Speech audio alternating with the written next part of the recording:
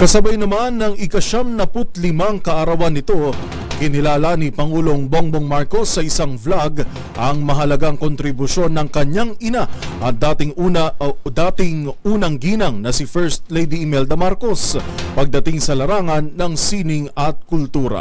Ang mga detalye tutukan sa report ni Rose Babiera.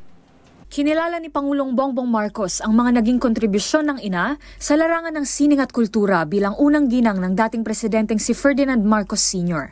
Sa isang vlog na alay kay former First Lady Imelda Marcos, sa pagdiriwang nito ng kanyang ika-75 kaarawan, sinabi ng Pangulo na naging advokasya ng ina ang pagsusulong ng sining at kultura bilang paraan ng pag-aalaga ng soul o kaluluwa ng bansa, habang pinamamahalaan ng ama ang katawan o body nito. Kabilang dito ang pagpapatayo ng Cultural Center of the Philippines o CCP at Folk Arts Theater sa Pasay City na pinaniniwalaan ng dating ginang na hindi lamang naging entablado ng iba't ibang pagtatanghal at aktong kultural, kundi nagpaigting ng pagka-Pilipino ng bawat isa.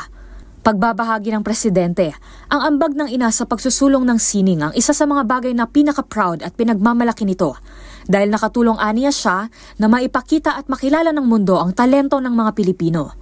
Ang mga gusaling ito ang naging marka ng pamumuno ng mga Marcos at simbolo ng kanilang kapangyarihan. Ayon sa Pangulo, kilala niya raw ang ina sa pagiging determinado. Ngunit nang maupo lamang siya sa pwesto bilang Pangulo ng bansa, dito niya lamang daw ito lubos na napatunayan. Kaya sa pagbati sa ina, pinabatid ni PBBM na hanga siya rito. Ngunit di kailanman niya mapapantayan ang pagmamahal nito sa mga Pilipino. Para sa MBC TV Network News, ito si Rose Babiera. Sama-sama tayo, Pilipino.